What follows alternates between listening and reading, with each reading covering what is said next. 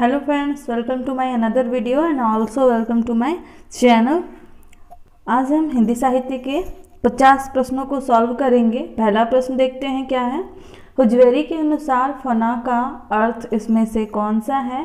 पहला ऑप्शन दिया हुआ है जीवात्मा के शरीर का नाश, दूसरा है जीवात्मा का परमात्मा में विलय, तीसरा किसी वस्तु की अपूर्णता का ज्ञान और उसे पाने की इच्छा से विरक्त होना, और चौथा ऑप्शन है व्यक्ति के अस्तित्व, स्वरूप और गुण का विनाश। इसका जो सही ऑप्शन होगा ये है तीसरा ऑप्शन, किसी वस्तु की अपूर्णता का ज्ञान और उसे पाने की इच्छा से विरक्त होना। हुजवेरी मुख्यतः अली उस्मान हुजवेरी के नाम से जाने जाते हैं और इनको दादा गंज बख्श की उपाधि भी मिली थी। इनका जन्म 1009 ईस्वी में हुजवेरी गजनी में हुआ था और ये इस्लाम और सूफिज्म के प्रचार में भारत के पंजाब, जो कि अब पाकिस्तान में है, वहाँ पर आए थे। और इन्हीं के अनुसार फना का अर्थ होता है किसी वस्तु की अपूर्णता का ज्ञान और उसे पाने की इच्छा से विरक्त होना। अगला प्रश्न देखते हैं। अगला प्रश्न है रास पंचाध्यायी किस छंद में लिखी गई है। ऑप्शन में है इंद्रवज्रा, उपेंद्र वज्रा, रोला और मालिनी। तो रास पंचाध्यायी जो है रोला छंद में लिखी गई नंददास की रचना है और इसमें श्री कृष्ण की रासलीला का वर्णन है। यह श्रीमद् भागवत की कथा के अनुसार 5 अध्यायों में विभक्त है और इसे भागवत का स्वच्छंद पद्यानुवाद भी कहा जाता है। अगला प्रश्न देखते हैं। तीसरा प्रश्न है मैं नारी अपावन प्रभु जग पावन, रावण रिपुजन सुखदाई, राजीव विलोचन भव भय मोचन, पाहि पाहि शरणहि आहि। रामचरितमानस के उक्त चौपाई में व्यक्त विचार किस पात्र के हैं। ऑप्शन दिया गया है अहल्या, दूसरा सबरी, तीसरा तारा और चौथा मंदोदरी। तो ये जो पंक्तियां हैं ये अहल्या की हैं। बालकांड में अहल्या ने कहा है मैं नारी अपावन प्रभु जग पावन, और साथ ही साथ सबरी की लाइन अरण्य कांड की याद आ रही है। अधम ते अधम अधम अति नारी, तिन्म मैं मति मंद अधारी, ये सबरी ने कहा था।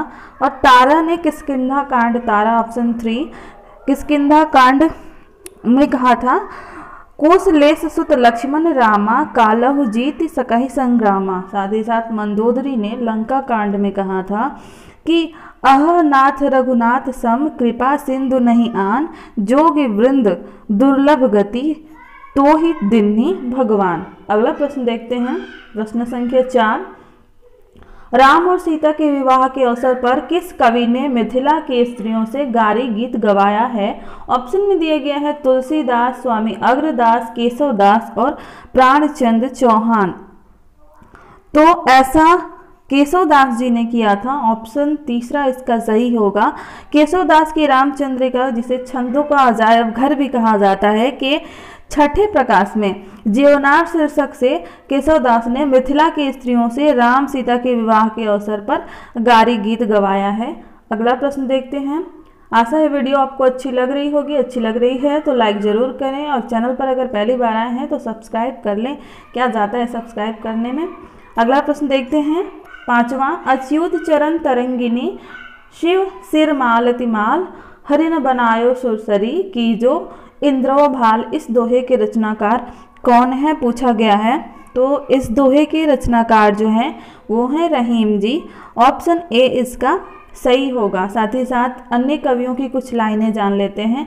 रसलीन कवि की लाइन है तीय सैसो जोबन मिले, भेद न जानियो जात, प्रात समय निशिदोत कह दुवो भाव दर्शात। आप लोगों ने इसको जरूर सुना होगा। साथ ही साथ रसखान जी के हैं कि कोटि कहे कलदौत के धाम, करील के कुंजन ऊपर वारो। राम सहाय जी ने वृंदावन विहरत फिरे, राधानंद किशोर, नीरद दामिनी जानि संग, बोले डोले भोर। ये कहा था इन्होंने, इनकी पंक्तियां हैं।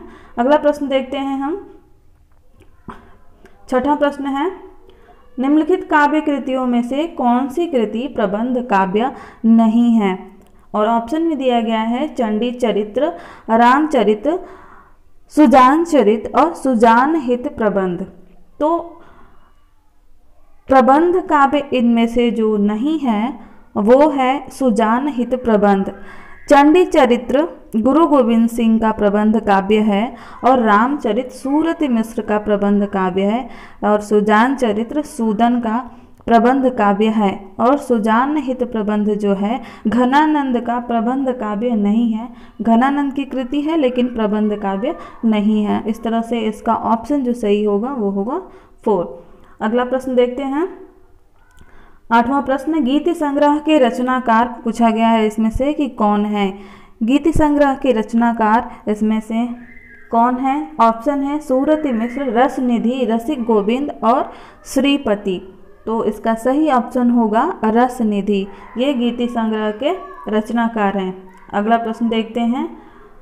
9वां, शकुंतला नाटक किसकी रचना है? ऑप्शन दिया गया है जसवंत सिंह, राम, नेवाज और नागरी दास। तो शकुंतला नाटक जो है वो नेवाज की कृति है। ऑप्शन 3 इसका सही होगा। अगला प्रश्न देखें जल्दी जल्दी। 10वां प्रश्न है, सूरसागर के पदों का भावानुसरण करते हुए किस कवि ने कृष्ण के जीवन का चित्रण किया है? और ऑप्शन में दिया गया है ब्रजवासी दास, रामचरण दास, मंचित और प्रेम सखी। तो सूरदास के पदों का भावानुकरण करते हुए ब्रजवासी दास ने ब्रज विलास में कृष्ण के जीवन का चित्रण किया है। तो ऑप्शन इसका पहला सही होगा 1।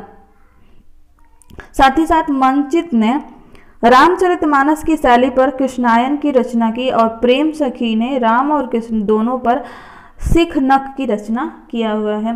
अगला प्रश्न देखते हैं। 11वां प्रश्न, निम्नलिखित में से जगन्नाथ दास रत्नाकर की कौन सी रचना नहीं है पूछा गया है। तो ऑप्शन दिया गया है हिंडोला, गंगा अवतरण, भ्रमरदूत और उद्धव शतक। तो हिंडोला, गंगा अवतरण और उद्धव शतक जो है जगन्नाथ दास रत्नाकर की रचनाएं हैं और भ्रमरदूत जो है सत्यनारायण कविरत्न की रचनाएं हैं। अगला प्रश्न देखते हैं। प्रश्न संख्या 12, निम्नलिखित में से कौन सा काव्य संग्रह शमशेर बहादुर सिंह का नहीं है पूछा गया है। और ऑप्शन दिया गया है पहला कुछ कविताएं, दूसरा कुछ और कविताएं, तीसरा आज अभी आँखों से और चौथा काल तुमसे हुई है मेरी। ठीक है, तो इसका जो सही ऑप्शन सही होगा वो होगा तीसरा आज अभी आँखों से। ये शमशेर बहादुर सिंह का काव्य संग्रह नहीं है। कुछ कविताएं 1959 में प्रकाशित हुई थी, कुछ और कविताएं 1961 में और काल तुझसे होड़ है मेरी 1988 में। ये शमशेर बहादुर की कविता संग्रह है। अगला प्रश्न देखते हैं। 13वां, कहाँ हो ऐ प्राण हमारे प्राण प्यारे, किधर तुम छोड़कर हमको पधारे। बुढ़ापे में यह दुख भी देखना था, इसी को देखने को मैं बचा था। यह काव्य पंक्तियाँ किस कवि की है कहा गया है पूछा गया है। तो ये जो है काव्य पंक्तियाँ जो हैं भारतेंदु हरिश्चंद्र की हैं। ऑप्शन 3 इसका सही होगा। अगला प्रश्न देखते हैं। 14वां प्रश्न, फिर परियों के बच्चे से हम सुबह सीप के पंख पसार, समुद्र पैरते सुचि ज्योत्सना में पकड़ इंद्र के कर सुकुमार। ये काव्य पंक्तियों के रचनाकार कौन है? इन काव्य पंक्तियों के रचनाकार कौन है? ऑप्शन में दिया गया है सुमित्रा नंदन पंत, महादेवी वर्मा, सूर्यकांत त्रिपाठी निराला और जयशंकर प्रसाद। छायावाद के 4 स्तंभ कहे जाते हैं जो ये हैं सुमित्रा नंदन पंत, महादेवी वर्मा, सूर्यकांत त्रिपाठी निराला और जयशंकर प्रसाद। तो ये लाइन जो है ये सुमित्रा नंदन पंत की लाइन है। अगला प्रश्न देखते हैं। 15वां प्रश्न, सबका निचोड़ लेकर तुम सुख से सूखे जीवन में, बरसों प्रभात हिमकन सा आंसू इस विश्व सदन में। उक्त काव्य पंक्तियों के रचयिता कौन है? ऑप्शन में है सूर्यकांत त्रिपाठी निराला, जयशंकर प्रसाद, महादेवी वर्मा और सुमित्रा नंदन पंत। तो ये जो पंक्तियां हैं ना ये जयशंकर प्रसाद के आंसू से ली गई हैं। ऑप्शन इसका दूसरा सही होगा। अगला प्रश्न संख्या 16 देखते हैं क्या है। निम्नलिखित में से कौन सी रचना सुमित्रा नंदन पंत की नहीं है पूछा गया है। और ऑप्शन में दिया गया है युगपथ, अतिमा, उत्तरा और गीत गुंज। तो इसका जो ऑप्शन सही होगा वो होगा गीत गुंज। युगपथ, अतिमा और उत्तरा ये सभी सुमित्रा नंदन पंत की रचनाएं हैं। और गीत गुंज जो है सूर्यकांत त्रिपाठी निराला की रचना है। गीत गुंज, अड़िमा, अर्चना, नए पत्ते ये सूर्यकांत त्रिपाठी निराला की रचनाएं हैं। अगला प्रश्न देखते हैं 17। निम्नलिखित में से कौन सी रचना महादेवी वर्मा की है पूछा गया है। और ऑप्शन है वीणा, गीतिका, निशा और नीरजा। तो नीरजा जो है ये महादेवी वर्मा की रचना है। 1935 में इन्होंने इसको लिखा था। वीणा जो है वो सुमित्रा नंदन पंत की रचना है। गीतिका सूर्यकांत त्रिपाठी निराला की रचना है। और निशा जो है, निशा निमंत्रण आधा नाम दिया हुआ है, हरिवंश राय बच्चन की रचना है। अगला प्रश्न देखते हैं 18। कहाँ जाऊँ, हर दिशा में मृत्यु से भी बहुत आगे की अपरिमित दूरियां हैं। कविता की ये पंक्तियाँ कुंवर नारायण की किस रचना से है पूछा गया है। ऑप्शन में दिया गया है चक्रव्यूह, अपने सामने, आत्मजयी और परिवेश हम तुम। इसका सही ऑप्शन होगा आत्मजयी। आत्मजयी को 1965 में इन्होंने लिखा था। यह एक पौराणिक काव्य है जो कठोपनिषद के नचिकेता प्रसंग पर आधारित है। डॉक्टर नागेंद्र ने आत्मजयी को विचार काव्य कहा है। और आगे वह कहते हैं कि आत्मजयी मूलतः आधुनिक चेतना का काव्य है। अगर कहीं ये पूछा जाए कि आत्मजयी मूलतः आधुनिक चेतना का काव्य है, पंक्तियों को किसने कहा था, तो इसे डॉक्टर नागेंद्र ने कहा था। अगला प्रश्न देखते हैं। चौपट, चपेट और मयंक मंजरी नाटकों के लेखक कौन है पूछा गया है। और ऑप्शन में है किशोरीलाल गोस्वामी, बाबू रामकृष्ण वर्मा, मथुरा प्रसाद चौधरी और रूप नारायण पांडे। इसका ऑप्शन ए सही होगा। चौपट, चपेट और मयंक मंजरी नाटक जो हैं किशोरीलाल गोस्वामी के हैं। अगला प्रश्न देखते हैं, प्रश्न संख्या 20। डॉक्टर गोपाल राय के अनुसार हिंदी में नॉवेल के अर्थ में उपन्यास पद का प्रथम प्रयोग किसने किया था। ऑप्शन में है भूदेव मुखोपाध्याय, राधाचरण गोस्वामी, महावीर प्रसाद द्विवेदी और भारतेंदु हरिश्चंद्र। तो इसका 20वां का ऑप्शन 4 यानी भारतेंदु हरिश्चंद्र ने इसका प्रयोग किया था। चौथा ऑप्शन सही होगा। गोपाल राय के अनुसार भारतेंदु जी ने सर्वप्रथम हरिश्चंद्र मैगजीन के प्रवेशांक 15 अक्टूबर 1873 में नावल शब्द का उल्लेख किया था। हिंदी में नावल के अर्थ में उपन्यास पद का प्रथम प्रयोग भारतेंदु हरिश्चंद्र ने 1875 ईस्वी में हरिश्चंद्र चंद्रिका के फरवरी और मार्च के अंकों में धारावाहिक रूप में प्रकाशित अपूर्ण कथा मालती के लिए किया था। बांग्ला में उपन्यास पद का प्रथम प्रयोग भूदेव मुखोपाध्याय ने 1882 ईस्वी में किया था। और राधाचरण गोस्वामी ने 1890 ईस्वी में अपनी कथा पुस्तक सौदामिनी में नॉवेल के लिए नवन्यास पद की संज्ञा दी। आशा है ये जानकारी आपको अच्छी लगी होगी। अच्छी लगी वीडियो को लाइक ज़रूर करें और अगर आप चैनल पर पहली बार आए हैं तो सब्सक्राइब ज़रूर कर लें। पता नहीं ये कहना क्यों ज़रूरी हो जाता है, आप लोग देखते हैं वीडियो लेकिन सब्सक्राइब करते ही नहीं हैं। अगला प्रश्न देखते हैं 21। पांडे बेचन शर्मा उग्र द्वारा रचित उपन्यास नहीं है पूछा गया है। और ऑप्शन में दिया गया है चंद हसीनों के खतूत, दिल्ली का कलंक, बुथुआ की बेटी और दिल्ली का दलाल। तो इसका सही ऑप्शन होगा दिल्ली का कलंक। पांडे बेचन शर्मा उग्र द्वारा रचित उपन्यास नहीं है दिल्ली का कलंक। ठीक है, ये जो है ऋषभ चरण जैन का उपन्यास है दिल्ली का कलंक। अगला प्रश्न देखते हैं, प्रश्न संख्या 22। कर्नाट कबीलों के जीवन यथार्थ के विविध पक्षों पर आधारित उपन्यास है। ऑप्शन दिया गया है कोई अजनबी नहीं, नरक कुंड में वास, कब तक पुकारूं और किस्सा गुलाम। तो ये इसका जो ऑप्शन सही होगा वो होगा तीसरा, कब तक पुकारूं। नरकुंड में वास जो है 1994 ईस्वी में जगदीश चंद्र माथुर ने लिखा था और इसमें छद्म आज़ादी का चित्रण किया गया था। कब तक पुकारूं 1957 में रागे राघव द्वारा लिखा गया था। राजस्थान के नट कबीलों का चित्रण किया गया था। और किस्सा गुलाम जो है 1986 में रमेश चंद्र शाह स्वतंत्र भारत में गुलामी की दास्तां के बारे में लिखा गया था। अगला प्रश्न देखते हैं, अरुण और मधुलिका किस कहानी के पात्र हैं? ऑप्शन में दिया गया है चित्तौड़ का उद्धार, अशोक, आकाशदीप और पुरस्कार। तो आप लोग इसको जानते ही होंगे, ये बहुत बार पूछा जाता है परीक्षाओं में। ये इसका सही ऑप्शन होगा 4 पुरस्कार। पुरस्कार जो है में अरुण और मधुलिका दोनों आते हैं। अगला देखते हैं क्या प्रश्न है। 24वां प्रश्न है, भीष्म साहनी द्वारा रचित कहानी संग्रह इसमें से कौन सा नहीं है? ऑप्शन में दिया गया है भाग्य रेखा, वांगचू, काठ का सपना और निशाचर। इसका जो सही ऑप्शन होगा वो होगा काठ का सपना। काठ का सपना जो है गजानन माधव मुक्तिबोध का कहानी संग्रह है जो 1967 में प्रकाशित हुआ था। अगला प्रश्न देखते हैं, 25वां प्रश्न है, आधुनिक ईरान के पृष्ठभूमि पर रक्त रंजित इस्लामी क्रांति का चित्रण किस उपन्यास में किया गया है? ऑप्शन में दिया गया है 7 नदियां एक समुंदर, दूसरा है चक्रव्यूह, तीसरा ऑप्शन है धूप छाही रंग और चौथा है किस्सा लोकतंत्र।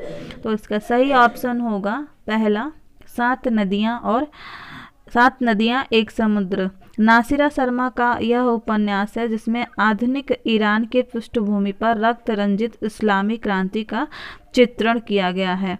चक्रव्यूह जो है 1988 में श्रवण कुमार गोस्वामी द्वारा लिखित उपन्यास है।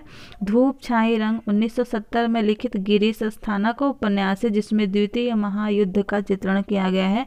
और साथ ही साथ किस्सा लोकतंत्र जो है 1993 में लिखा गया विभूति नारायण राय का उपन्यास है। अगला प्रश्न देखते हैं। अगला प्रश्न 26वां प्रश्न है, जैनेन्द्र कुमार द्वारा रचित कहानी संग्रह नहीं है। जैनेन्द्र कुमार द्वारा रचित कहानी संग्रह नहीं है। ऑप्शन दिया गया है इंसान के खंडहर, नीलम देश की राजकन्या, पाजेब और वातायन। इसका सही ऑप्शन होगा इंसान के खंडहर। इंसान के खंडहर 1950 में लिखित मोहन राकेश का कहानी संग्रह है। साथ ही साथ वातायन नीलम देश की राजकन्या और पाजेब जो है जैनेन्द्र कुमार के कहानी संग्रह है। खंडहर की आत्माएं और खंडहर की लिपि इलाचंद्र जोशी की कहानी संग्रह है। इंसान के खंडहर से मिलता जुलता था इसलिए मैंने बता दिया। अगला प्रश्न देखते हैं। 27वां प्रश्न है, वैदिक सूक्तों के गरिमामय उद्गम से लेकर लोकगीतों के महासागर तक जिस अविच्छिन्न प्रवाह की उपलब्धि होती है उस भारतीय भावधारा का मैं स्नातक हूँ। उपर्युक्त विचार विद्या निवास मिश्र ने अपने किस निबंध संग्रह की भूमिका में लिखा था? और ऑप्शन में दिया गया है देश, धर्म और साहित्य, पीपल के बहाने, चितवन की छां और शिरीष की यादें। तो इसका सही ऑप्शन होगा चितवन की छां। सन 1953 में विद्यानिवास मिश्र का पहला निबंध संग्रह चितवन की छां प्रकाशित हुआ था। इसकी भूमिका में इन्होंने कहा था कि वैदिक सूक्तों की गरिमा में उद्गम से लेकर लोकगीतों के महासागर तक जिस अविच्छिन्न प्रवाह की उपलब्धि होती है, मैं उस भारतीय भावधारा का मैं स्नातक हूँ। मेरी मान्यताओं का वही शाश्वत आधार है। मैं रेती में अपनी डोंगी नहीं चलाना चाहता और न जमीन के ऊपर बने रुधे तालाबों में छपकोरी खेलना चाहता हूँ। तो ये इन्होंने पूरी लाइन कही थी। अगला प्रश्न देखते हैं। अगला प्रश्न है, अज्ञेय ने शेखर के संदर्भ में अपने किस निबंध में स्वीकार किया कि जियां क्रिस्तोफ के अनवरत आत्मशोध और आत्म साक्षात्कार का जो चित्र रोला ने प्रस्तुत किया उससे कुछ अवश्य प्रेरणा मिली? ऑप्शन दिया गया है अद्यतन, आत्मनेपद, त्रिशंकु और धार और किनारे। तो इसका जो सही ऑप्शन होगा वो होगा आत्मनेपद। अज्ञेय ने अपने निबंध आत्मनेपद में यह स्वीकार किया कि जियां क्रिस्तोफ के अनवरत आत्मशोध और आत्म साक्षात्कार का जो चित्र रोला ने प्रस्तुत किया है उससे मुझे अवश्य प्रेरणा मिली है, लेकिन न तो शेखर उपन्यास ज्यां क्रिस्तोफ जैसा उपन्यास है, न शेखर वैसा पात्र है। समानता इतनी है कि जैसे क्रिस्तोफ में लेखक एक आत्मनिवेशी के पीछे उसका चित्र खींचता चला है, वैसे ही मैं एक दूसरे आत्मनिवेशी के पीछे चला हूँ। ये इन्होंने पूरी बात कही थी। आशा है ये आपको जानकारी अच्छी लगी होगी और काम की भी होगी। अगर काम की है तो लाइक ज़रूर करें। अगला प्रश्न है 29। आज इस पराजय की वेला में सिद्ध हुआ, झूठी थी सारी अनिवार्यता भविष्य की, केवल कर्म सत्य है। मानव जो करता है इसी समय उसी में निहित है भविष्य, युग युग तक का। अंधा युग नाटक का उक्त संवाद किस अंक से उद्धृत है, यानी लिया गया है? तो ये जो है पशु का उदय अंक से उद्धृत है, और इसका जो इसने उसको बोलने वाला है वो एक वृद्ध याचक है। कथनकार जो है वो एक वृद्ध याचक है। अगला प्रश्न देखते हैं। समझदारी आने पर यौवन चला जाता है, जब तक माला गूंथी जाती है, फूल कुम्हला जाते हैं। जयशंकर प्रसाद कृत चंद्रगुप्त नाटक का उक्त संवाद किस पात्र द्वारा बोला गया है? ऐसा कौन सा पात्र बोला है? ऑप्शन दिया गया है दांडयायन, चाणक्य, चंद्रगुप्त और सिंहरण। तो ये जो वाक्य है ये चंद्रगुप्त नाटक में चाणक्य ने बोला था। समझदारी आने पर यौवन चला जाता है और जब तक माला गूंथी जाती है फूल कुम्हला जाते हैं। तो ये जो है चाणक्य ने बोला था। दांडयायन ने बोला था कि जिस वस्तु को मनुष्य दे वही एकता, उसे ले लेने की स्पर्धा से बढ़कर दूसरा स्तंभ नहीं है। और चंद्रगुप्त ने कहा था जागरण का अर्थ है कर्म क्षेत्र में अवतीर्ण होना, और कर्म क्षेत्र क्या है? जीवन संग्राम। सिंहरण ने एक वाक्य बोला था कि विद्यार्थी और कुचक्र असंभव, ये तो वही कर सकते हैं जिनके हाथ में अधिकार हो। अगला प्रश्न देखते हैं। अगला प्रश्न है काव्य शोभा या कर्तारो धर्मा गुणा, यह किस आचार्य की उक्ति है? तो ये जो उक्ति है वो आचार्य वामन की उक्ति है। अगला प्रश्न देखते हैं क्या है। अगला प्रश्न है जहाँ समानार्थक विशेषणों से प्रस्तुत के वर्णन द्वारा अप्रस्तुत का बोध कराया जाए वहाँ कौन सा अलंकार होता है? और ऑप्शन में दिया गया है समासोक्ति, सहोक्ति, विनोक्ति और व्यतिरेक। ठीक है, तो इसका जो सही ऑप्शन होगा वो होगा पहला समासोक्ति, जहाँ समानार्थक विशेषणों से प्रयुक्त के वर्णन द्वारा प्रस्तुत के वर्णन द्वारा अप्रस्तुत का बोध कराया जाए तो वहाँ पर जो है समासोक्ति अलंकार होता है। साथ ही साथ सहोक्ति अलंकार, जहाँ पर बहुत सी बातों का कथन एक साथ किया जाए तो वहाँ पर सहोक्ति अलंकार होता है।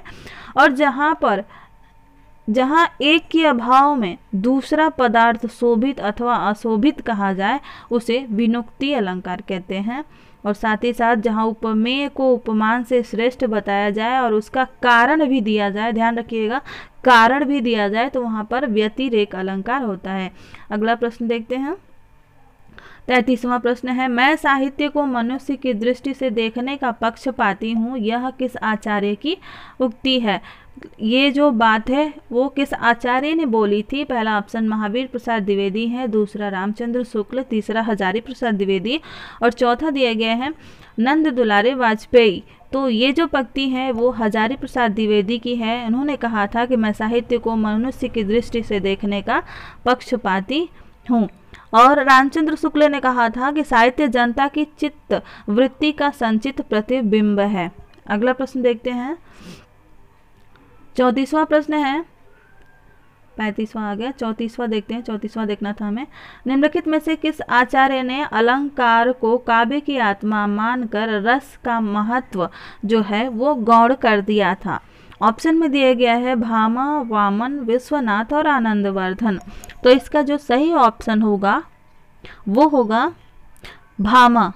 अलंकार संप्रदाय के प्रवर्तक आचार्य भामा हैं और अलंकार संप्रदाय का प्राचीनतम ग्रंथ जो है वो काव्य अलंकार है और इसके लेखक जो है भामा है। भामा के मत से काव्य का प्राण अलंकार है, यानी ये काव्य के प्राण को आत्मा जिसको कहते हैं ये अलंकार को मानते हैं। वैसे तो रस को काव्य की आत्मा माना जाता है, लेकिन इनके अनुसार अलंकार काव्य की आत्मा है। अलंकार का सर्वस्व वक्रोक्ति है, ऐसा उन्होंने कहा था। भामा ने रस और भाव के स्वतंत्र अस्तित्व को नहीं स्वीकार किया। भामा ने रस का समावेश अलंकारों में ही कर दिया और इस प्रकार भामा ने काव्य की आत्मा अलंकार को माना और रस का महत्व गौण कर दिया। अगला प्रश्न देखते हैं, 35वां प्रश्न। जब वक्रोक्ति वक्ता की कंठ ध्वनि पर आश्रित होती है तब उसे क्या कहा जाता है?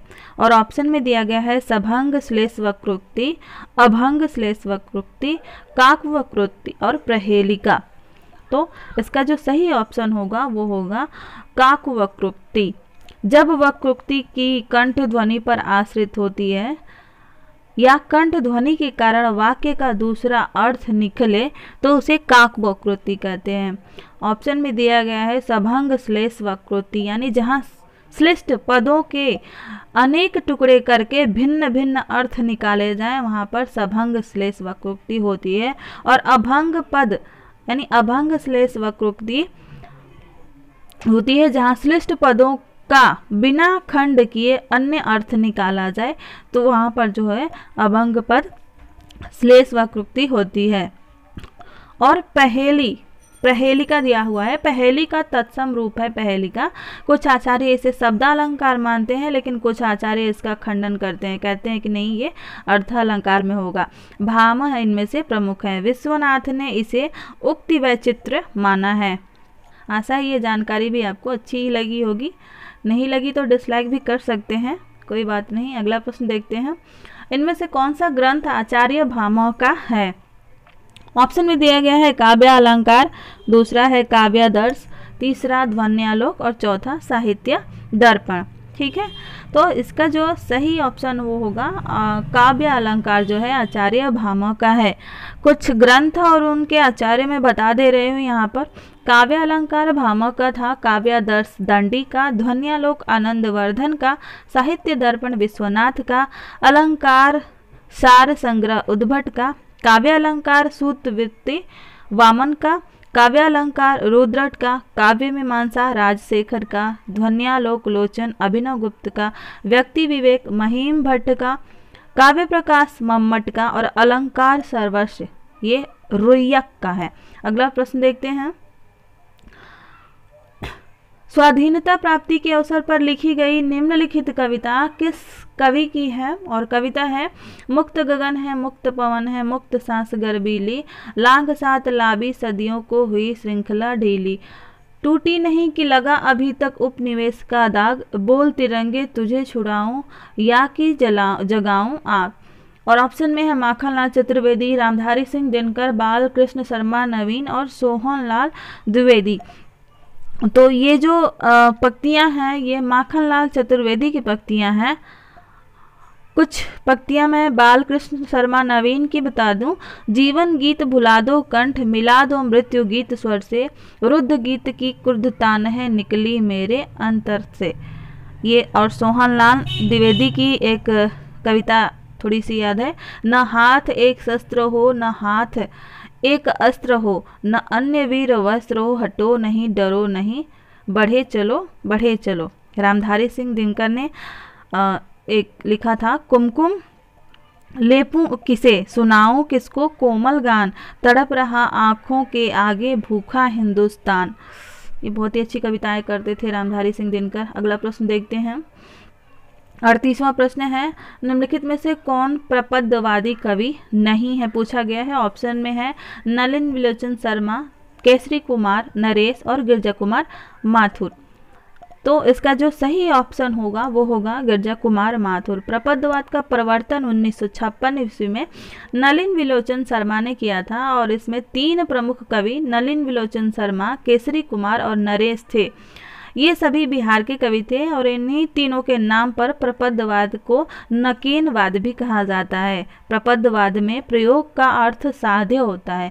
गिरजा कुमार माथुर प्रयोगवादी कवि थे जिसका प्रणयन अज्ञेय ने किया था। माथुर जी अज्ञेय द्वारा संपादित जो तार सप्तक था उसमें भी ये संकलित थे। अगला प्रश्न देखते हैं, 39 29वां, कविता तो कवि की आत्मा का आलोक है, उसके हृदय का रस है जो बाहर की वस्तु का अवलंब लेकर फूट पड़ती है। यह कथन किसका है? और ऑप्शन में है जयशंकर प्रसाद, नरेश मेहता, रामधारी सिंह दिनकर और कुंवर नारायण।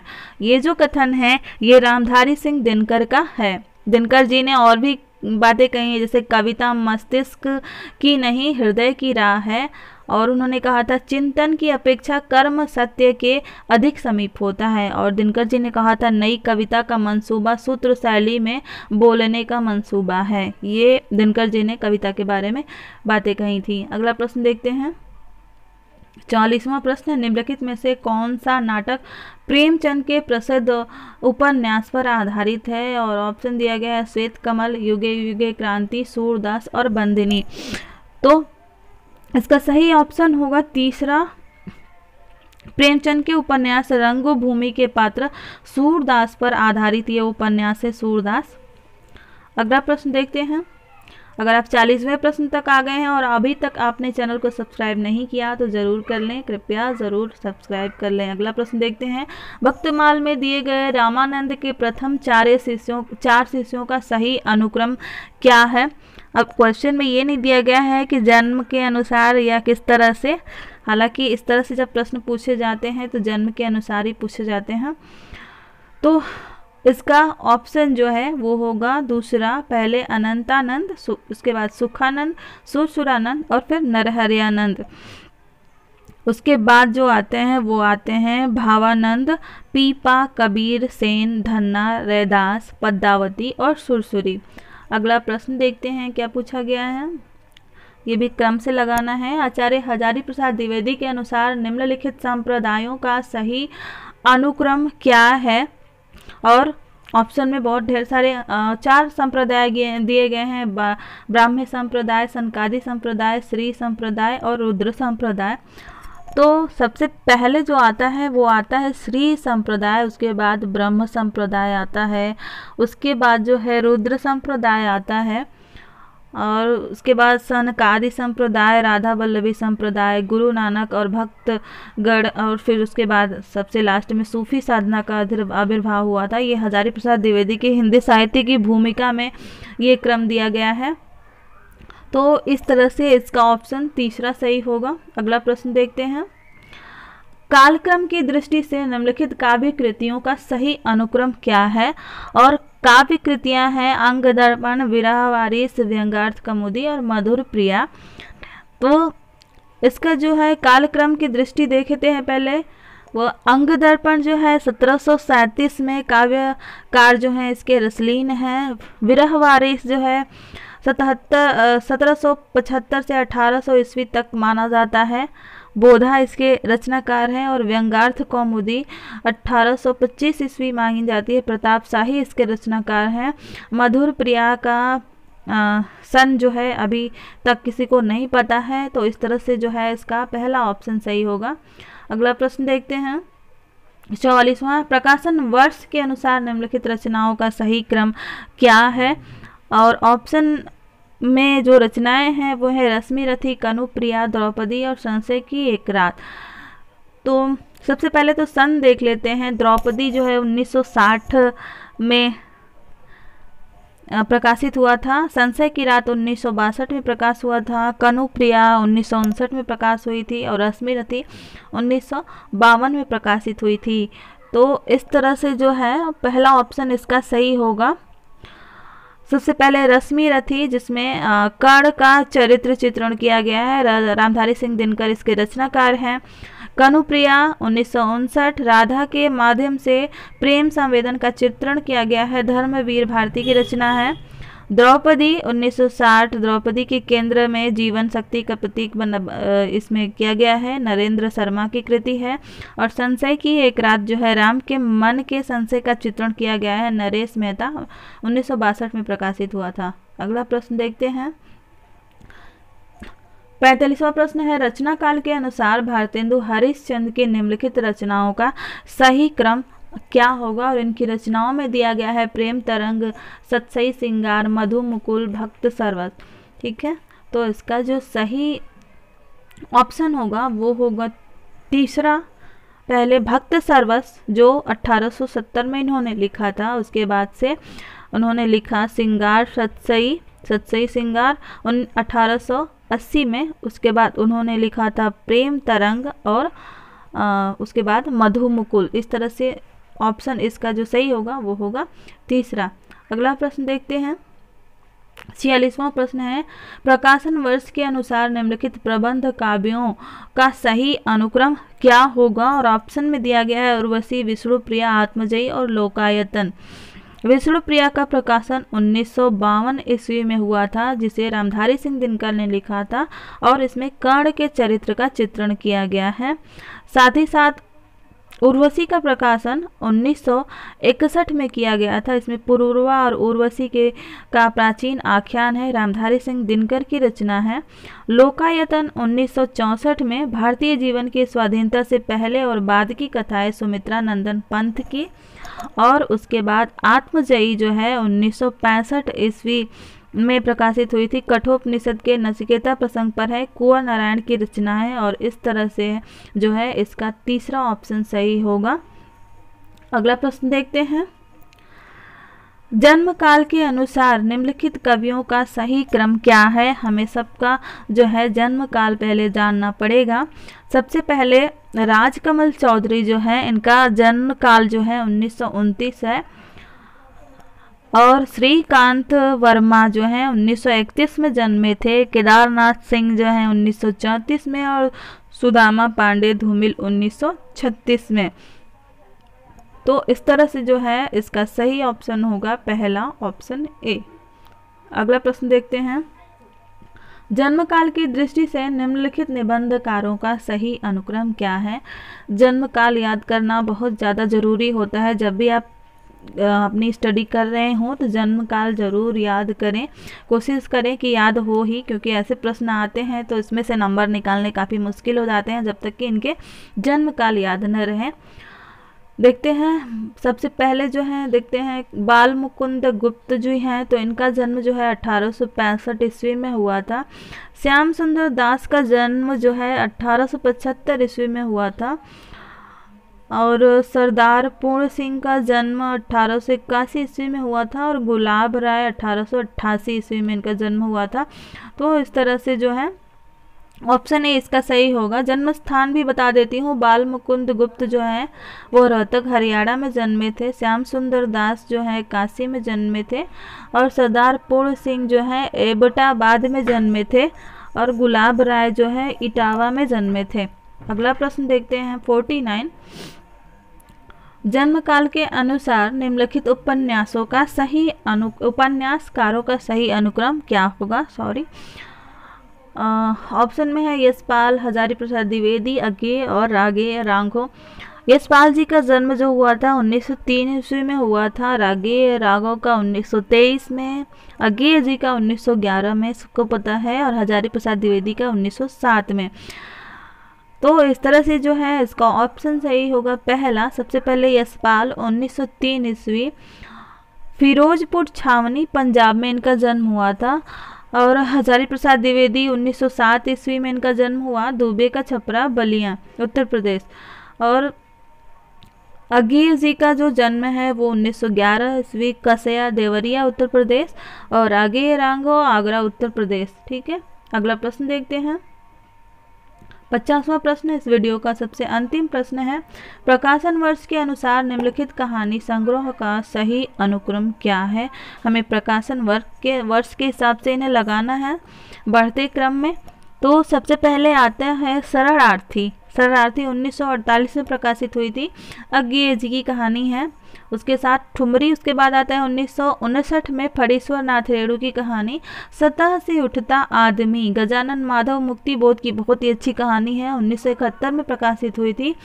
और भीष्म साहनी की कहानी शोभा यात्रा जो है 1981 में प्रकाशित हुई थी। और इस तरह से जो है इसका ऑप्शन ए सही होगा। वीडियो अच्छी लगे तो लाइक करिए, क्योंकि वीडियो यहीं पर समाप्त होती है। मिलते हैं अगले वीडियो में। वीडियो देखने के लिए धन्यवाद।